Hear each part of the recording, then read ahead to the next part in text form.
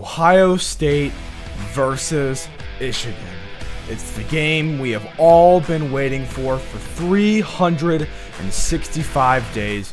We are currently 1 day, 18 hours, 35 minutes, and 30 seconds away from kickoff. We all know what happened in Columbus. This year, it's in Ann Arbor. The Buckeyes are favored by 9.5. Can they break the streak? Let's talk about it.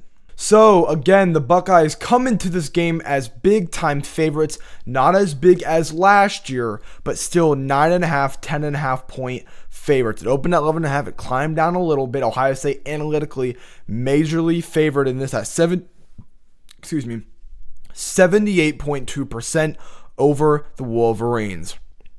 So this is where Big Noon Kickoff is. This is where game day is. There's not much I can say more about this game other than that it is the game. It is the best rivalry in all of sports, and I have been waiting. If you see what I am wearing, if you see what's behind me, you can see what I have been through and what I am waiting to see this Saturday. So we're going to go completely in depth to this one. I'm going to take my time. So this is going to be a long ass video, I think.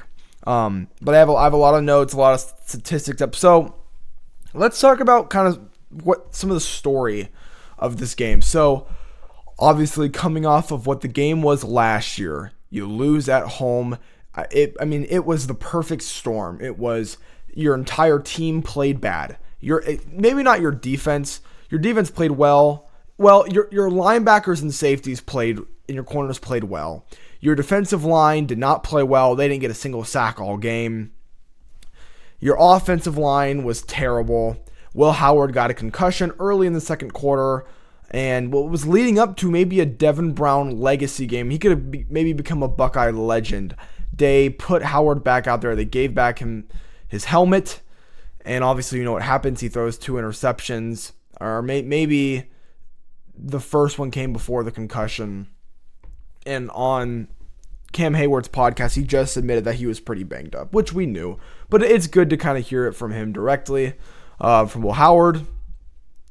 And the kind of big story coming into this game is since 2000, the person who has the more rushing yards has won this game. Every year for the past 25 years, I guess 24 if you don't include COVID, or 20, I guess it'd be 23 years since this one hasn't been played yet. I don't believe in that statistic, and if you read Bill Lobinowitz's book, Buckeye Brotherhood, which I'm still wanting to buy and get, maybe I will, maybe I won't. Mitchell Melton, who is now I think he's at Virginia. I think he was a linebacker, I think he was a defensive tackle or an edge rusher. He said in the meeting, obviously the player-led meeting that we all had, that he told Ryan Day, what have you learned the past 2 years? And I think this was before last year's game. And he said, whoever wins the rushing battle wins this game, which has been true. It's factual. It's been true.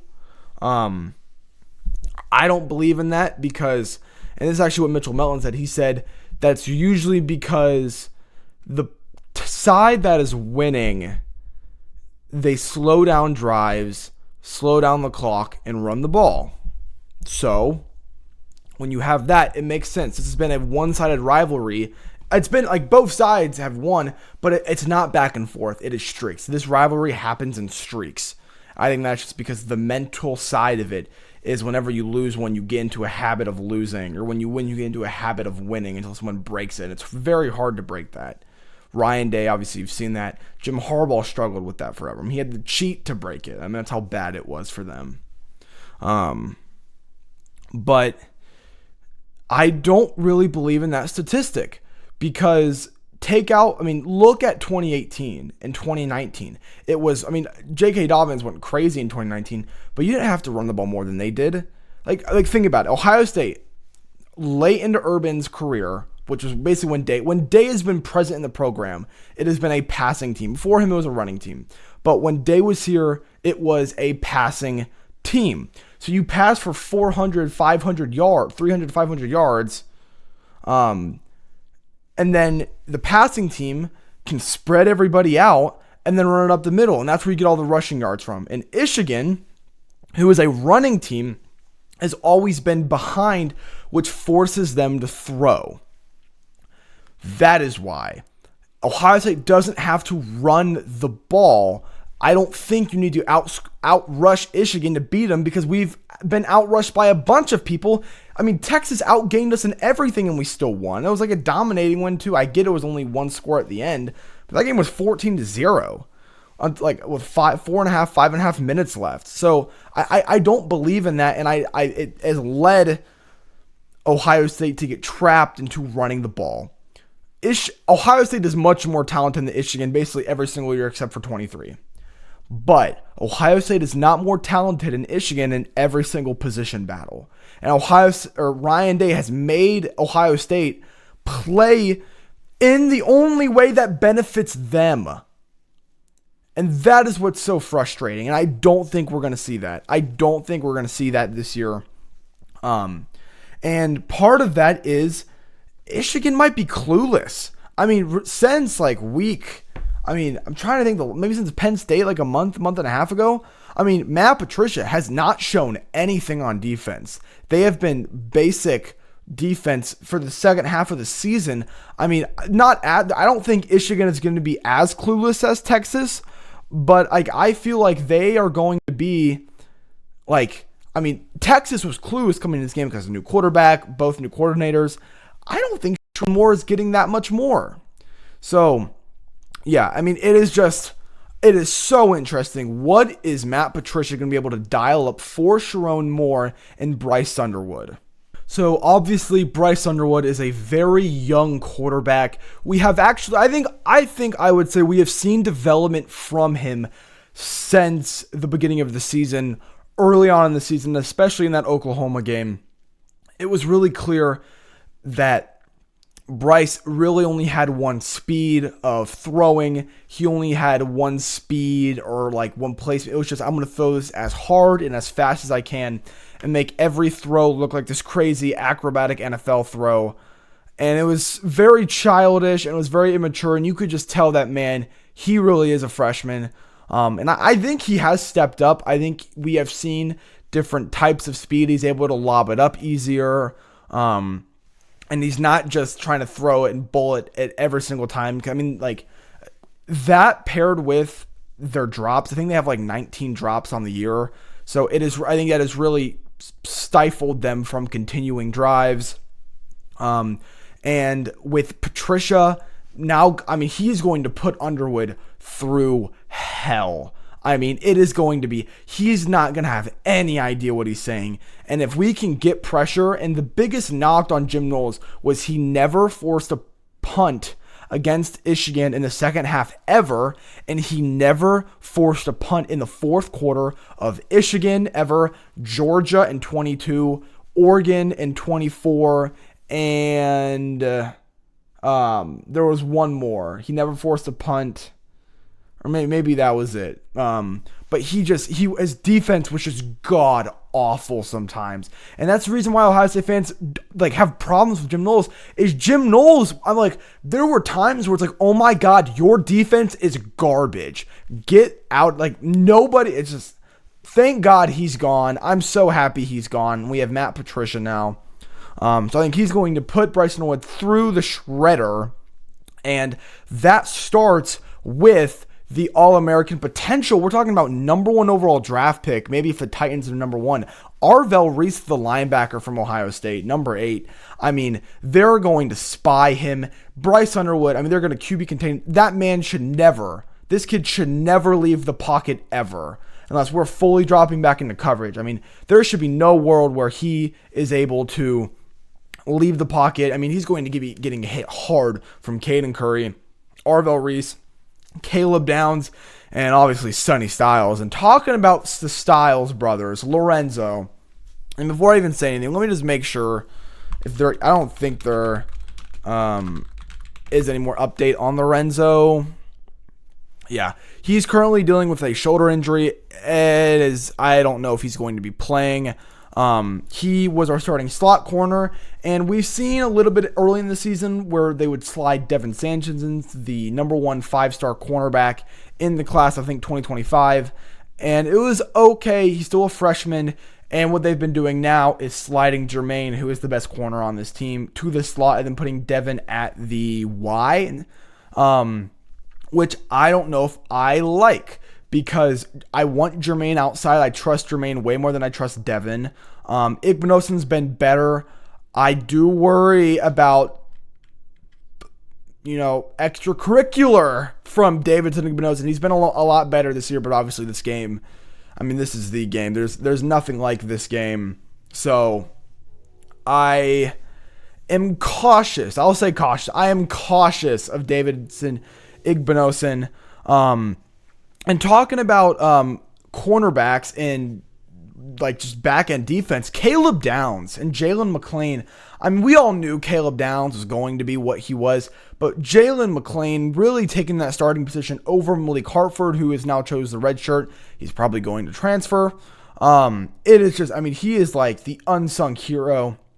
We have not missed a beat from Lathan Ransom. I would say Lathan was more of a strong safety. McLean's more of a free safety, which is good because now Caleb can play that typical strong safety position, which allows him to be closer to the line of scrimmage, which, in the Rutgers game, that sack by Caleb Downs, where, he was where the linebackers were, and he kind of just went around and just up and just boom. That was incredible. And it would be good to get a sack because we have not had a sack against these guys. Even last year, their offensive line and quarterback was so bad, and we never forced a sack with that defensive line. That is all Jim Knowles. And our players didn't play well, but I think a lot of that was Jim Knowles. His blitzes were not well timed at all that game. And I fully trust Matt Patricia in this game. So, yeah, that's kind of what I have for that. The question that I think everyone's wondering, can Ohio State pass the mental block? And this is something that we've all talked about before. One thing I said last year is if he loses and wins the national title, that's the only way I can forgive Ryan Day. The only way. It was the only way. That national title meant so much. They deserved it a billion times more than any other team. Even Notre Dame, I think. If it wasn't going to be Ohio State, Notre Dame deserved that national title. That's why they got there. But they really needed that. And I always thought, hey, if he wins the national title, he gets the pressure off. He's going to coach this game differently. Because before in the 4 team, if you lose that game, you don't really go to the playoff. 22 is a weird exception because USC got blown out by Utah again in the Pac-12 championship, and they were the team right above us. And that's how we got in 2022 and couldn't capitalize. Again, Jim Knowles. That was all Jim Knowles' fault. CJ Stroud should have a national championship and probably a Heisman. So, yeah. So, can they do it? Orion Day has looked more, he looked more lighthearted. It still feels very similar to last year. I was saying this last year. With the offensive line injuries, I felt that Ohio State was too talented for itself. Having Travion and Quinshon, I felt gave too much confidence for the run game. I thought it was too much confidence. And I felt it allowed Ryan Day to get baited into running the ball when I don't think he could. I don't think they could run the ball very well at all. And I think it kind of let him get baited into what that game plan was. He was in the press conference, I think on Tuesday before the game. It's like whoever runs the ball more is going to win this game. And he tried to run the ball. It never worked. And I think Dave thought, I think Dave was convinced it didn't matter how much we pass. If we don't win the rushing battle, there's no way we're going to win. There's no way. It's impossible, it's not. That's stupid. It's not. It's just before Day, Ohio State and Michigan have been running teams. I don't know if you remember. Michigan's always been a running team. Ohio State was also a running team before. JT Barrett, running quarterback. Braxton Moore, running quarterback. You know what I mean? So, it makes sense. It's just in the past couple years, it's the rushing yards have becoming garbage time. The passing yards are what has gotten Ohio State to win. I mean, that 8-game streak at the end. And talking about throwing, this is going to come down to Ohio State's receiver health and depth. I don't know if the rest of college football have really noticed. I know Ohio State fans have. This wide receiver core for Ohio State, it is not as deep as everyone thought it was. It's not. It is predominantly Jeremiah Smith, Carnell Tate, big gap. Big gap. Brandon Inniss, gap. Mylan Graham, Quincy Porter, gap. Bryson Rogers, gap. Adolph.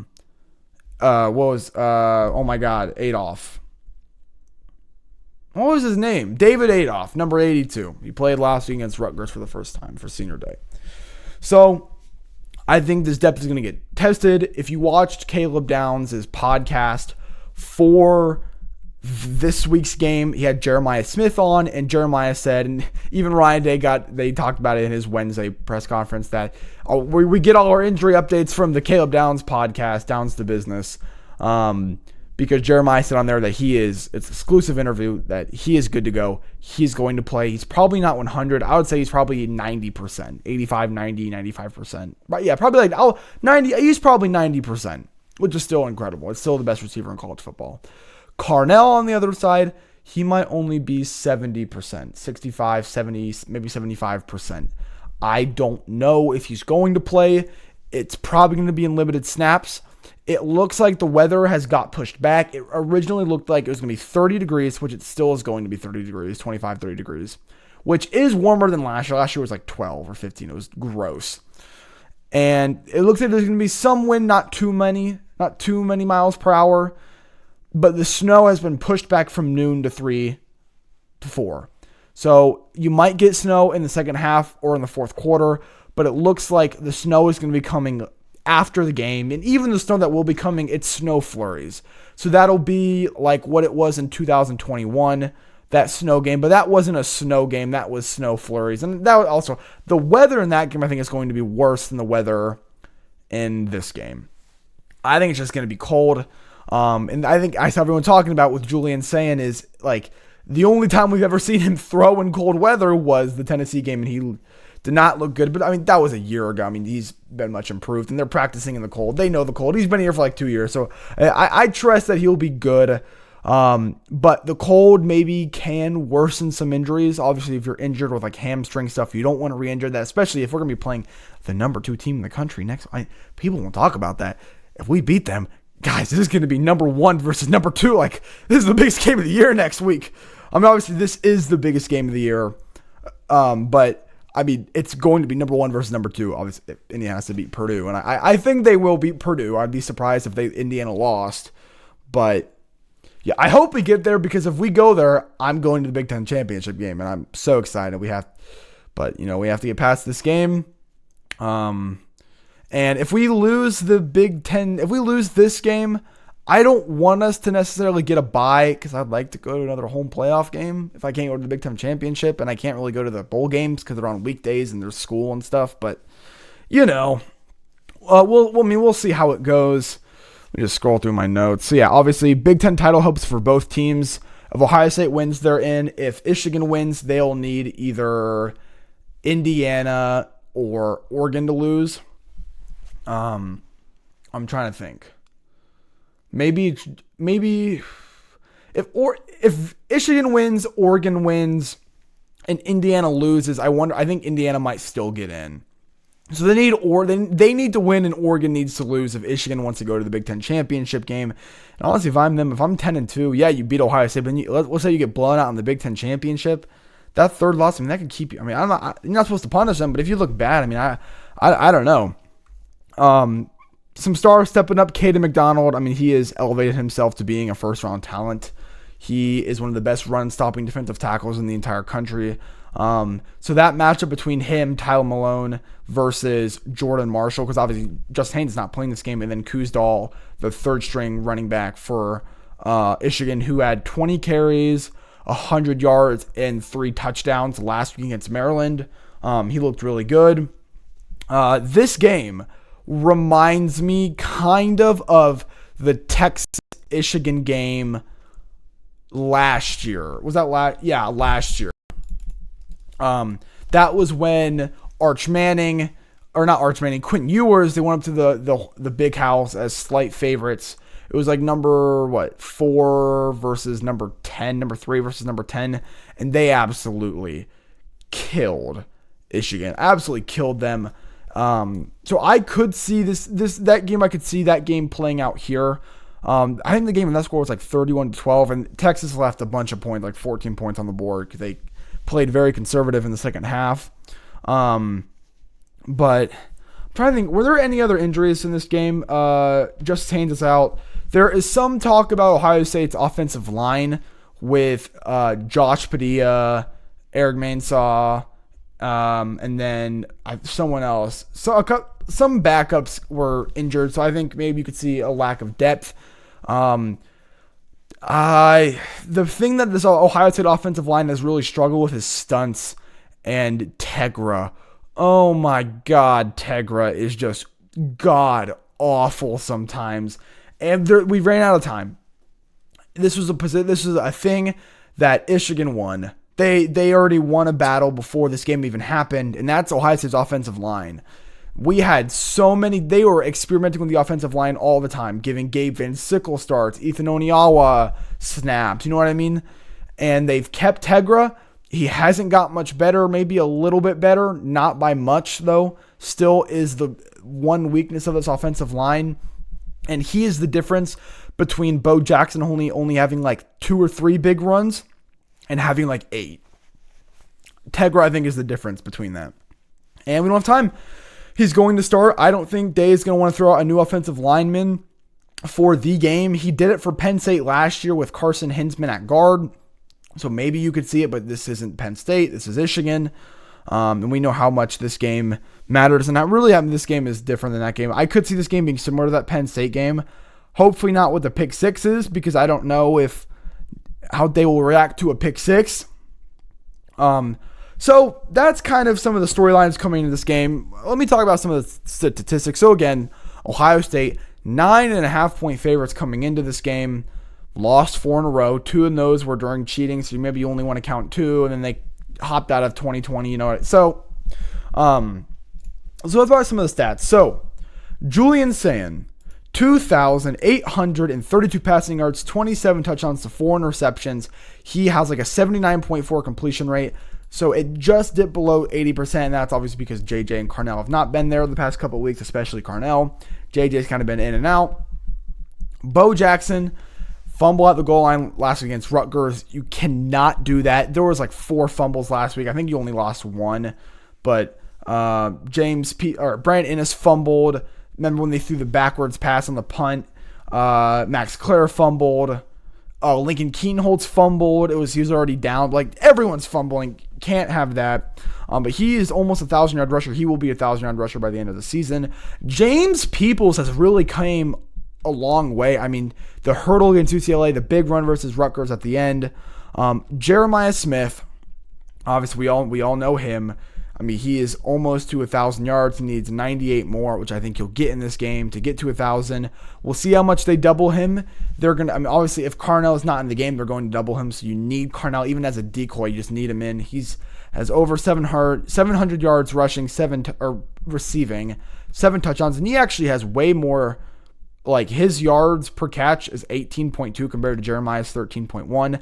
Max Clare, 38 receptions, 4 touchdowns, and 2 touchdowns. Or 38 receptions, 400 yards, and 2 touchdowns. One came last week against Rutgers, and the one before that, I think, came against Ohio. I think maybe he had that. Maybe it was Bennett Christian. I don't remember. Brandon Innes has had 2 touchdowns. He's kind of stepped up. Mylan Graham not Mylan Graham. Oh my goodness. Bo Jackson. Stepping over my thoughts. Bo Jackson has emerged as a decent running back out of the backfield. He has 13 receptions, 138, and a receiving touchdown. And then obviously the tight ends have been good with Kazmarek, Max Clare, Bennett Christian, Jelani Thurman, and Nate Roberts. We'll probably see Nate Roberts at fullback again. But yeah, Caleb Downs, great. We obviously know him. Best defense of the country, only allowing 7.6 points a game, which is by far number one. I think Indiana's 2 with like 12.6 or 12.1 or something. So going to the other side, the dark side, Michigan.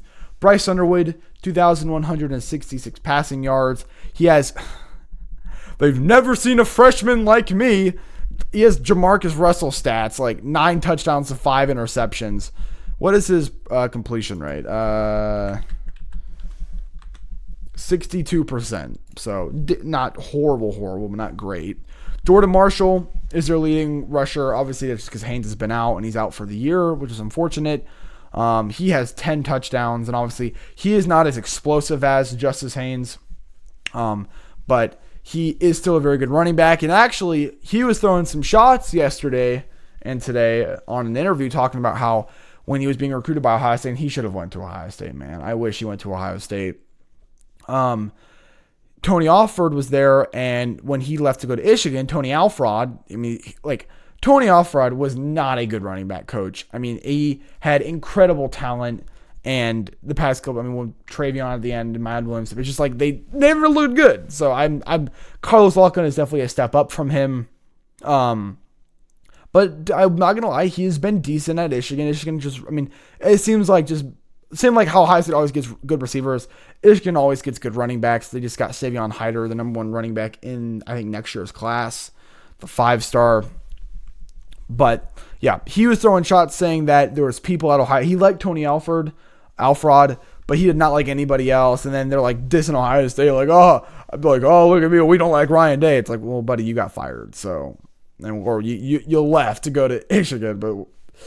Okay. Andrew Marsh, the freshman receiver, he is a serious threat. He is the best receiver they've had since not Samaj Morgan. Samaj Morgan's terrible. Not even Michigan fans like Samaj Morgan.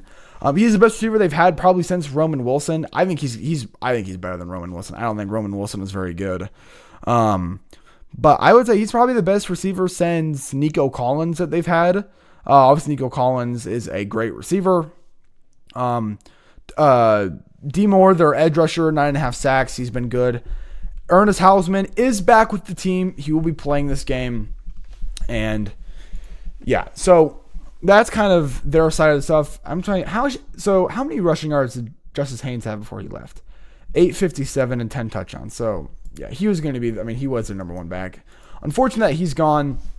So let's talk about some of the matchups and which side prefers what. So quarterback, hardly in Ohio State.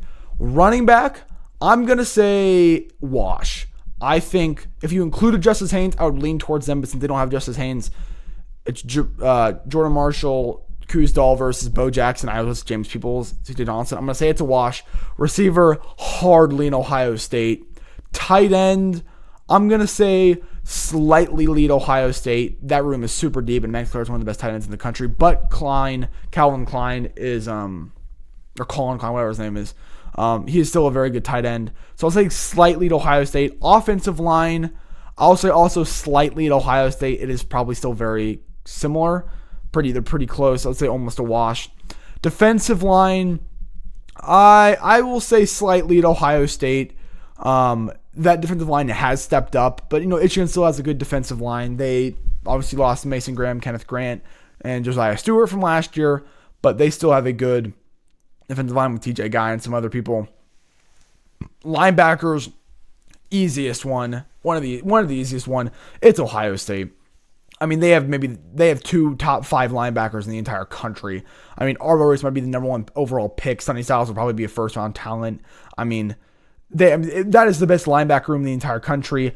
Cornerbacks, again, pretty easy one Ohio State. Then safeties, pretty easy one Ohio State. So I would say pretty much everything leans. And does anything actually lead Michigan? No. Kicker, yeah. Zavada is better. Well, I'll say slightly Michigan for the kicker. Kicker's the only thing they're actually better than Ohio State then. But a lot of it is pretty close though. And obviously if something happens to Julian Sand, if they want to take him out of the game or, twist his ankle up, which that's what I'm so worried about. They're going to twist up Jeremiah's ankle and take him out of the game. And it's sure, you get a 15-yard penalty, but it's like, Jeremiah Smith he might win or lose you the game. He's not going to lose you the game, but without him, you could lose. He might be the thing that overturns the game. That's what he is. He should be the Heisman. He should win the Heisman. He's the best player in the country. It's not particularly close. Jaden Fielding for Ohio State, the kicker. Obviously, they brought in Jackson Corvell. I'm trying to remember where Jackson Corvell, I think he came. I don't remember where he came from. But he was a kicker that could hit from 50. He's only kicked 4 extra points. He's never kicked a field goal this year. Jaden Fielding has never hit a 50-yarder. Ohio State hasn't hit a 50-yard field goal in, I think, 6 years. But Jaden Fielding hasn't missed an extra point. He's 13-15. There's much improved from last year. He's 3 for 3 from 40 to 49, 6 for 7 from 30 to 39, 20 to 29 for 4 for 4 from 20 to 29 yards, and then he has not attempted one under 19. So 86.7% completion rate or kicking rate for him. He was the one that really lost you the game last year. He missed 2 crucial field goals. And so I think this is a big game for him. I think he's going to be able to step up. The weather can be concerning, so I don't know. I'm not going to bank that we're going to hit 50-yard field goal. He missed one from 53 at home against Minnesota. It is windy to kick in the shoe, but again, we've never made one. He made a 49-yarder against Purdue, and it would have hit from 50, I think. Or actually, it was really close. But I think it maybe, if you back up 3 feet, I think it would. But yeah, no, I am so excited for this game. I know I've just kind of been rambling, but there's just so much to talk about this game. The clash, and the reason why it's just the best rivalry, the clash of styles, the clash of passing versus running game. I would love Ohio State planting the flag. I have no problem with Michigan planting the flag. But I also don't have a problem with Ohio State fighting back. I want Ohio State to plant the Ohio State flag. Not Ohio State, the state of Ohio flag on their field if they win. I want them to tear down the Michigan Go Blue club sign. And I'm going to be honest, I heard some Michigan fans talking. I actually think they like that. They thought that was funny. I think genuine fans of the rivalry, they like that stuff. They enjoyed when, maybe they don't enjoy it, but they're not upset that Ohio State tore it down. No one's real fans of the rivalry are not. We're upset they did it, but we don't want to ban it. And the person who wanted to make the flag planting a felony was a Toledo resident, which is a battleground city. Also, he was a graduate of the University of Michigan, the University of Scum. So take that for how you want it to be. Ohio State, very heavily favored in this game. And I think Ohio State's going to win. I'm going to predict. What do I want to predict? I will say Ohio State 27-10. I think Ohio State will be up something like 14-3, 14-3 at halftime. Michigan will score. It'll be 14-10. Ohio State will score, be 21-10. And then maybe kick 2 field goals, and that's how you get to 27-10. So I'm gonna say Buckeyes to win, to cover, to break the streak. Let me just look through my notes one last time to see if there's anything that I missed. I really think Ohio State can get past the mental block. There was one last thing. So I've been saying this for months. Actually, I've been saying this since Big Ten Media Days, all the way back in, I think, March? All the way back in March. And I've been saying Caleb Downs is going to come back for his senior year. And why do I think that? Well, he said in Big Ten Media Days he wants to go 3 for 3 against Texas. You're like, okay, this is before we played him in the shoe. You're like, oh, well, this is the 3rd time Ohio State's played, or Caleb Downs has played Texas, which is true. But He did not beat Texas as a freshman when he was at Alabama. They lost. He comes to Ohio State his sophomore year, beats Texas in the Cotton Bowl, gets the game-sealing. The game was already over, but the game-sealing interception. He is going to play them in the shoe, which they eventually ended up winning, where he made the final tackle against the tight end. He's always making the last play. Crazy. But he said he wants to go 3 for 3. And you're like, well, maybe he was assuming they would play Texas again later. Maybe, but why would he? Didn't sound like he was making that assumption. He said he wants to go 3 for 3 at Ohio. I mean, obviously he can't go 3 for 3 for his career, but it didn't sound like he was including that. It sounded like he wanted to go 3 for 3 at Ohio State. So Ohio State will play at Texas next year. So I heard that. I'm like, whoa. Okay. And then I'm like, maybe that's a little mic drop, a little hint. And then later in Big Ten Media Days, he made another comment. I forget where all these videos were. If you just watch Caleb Downs' interview with Big Ten Media Days, maybe you'll find it. He said something about a couple of more years, or he brought up because obviously they said like, well, I could come back for my senior year, and it's like, I just want to focus on this year. All the players say that. So I mean, even though this was kind of probably him BS talking, it just, the idea of coming back his senior year is not fully shut. And Jeremiah it's fully shut. In the Big Ten the national title last year, he goes after the game with the big ring. Someone's recording him, and he goes, "I want 3 more, 2 more." I'm like, "Yeah, because you're not coming back for your senior year." And I understand why. But Caleb Downs on his podcast a couple of days ago, 2 or 3 days ago, when talking to Jeremiah, Josh Downs made a comment, and he goes, "I hope you guys can really beat these guys, because this is probably the last time you're going to be able to play them." And Jeremiah looked at Caleb, and Caleb gave him a look like, So I'm just saying, Caleb, I'm calling it now, and if it happens, I'm going to bring this video up because I called this all the way back in March. Caleb Downs is going to be coming back for his senior year in 2026. So I'm calling it now. But I hope you guys all enjoyed today's video. This is such a big game, and I am so excited for it.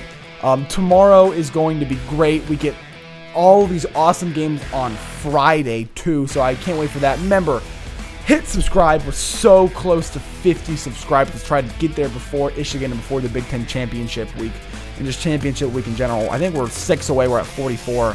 Remember, hit the like button. Leave a comment down below. What is your score prediction for the game between Buckeyes and Wolverines? I will see you guys all later. I'm going to release my Iron Bowl prediction later tonight, but I'll see you guys all later. And always, of course, thank you. Go Bucks. Hate week.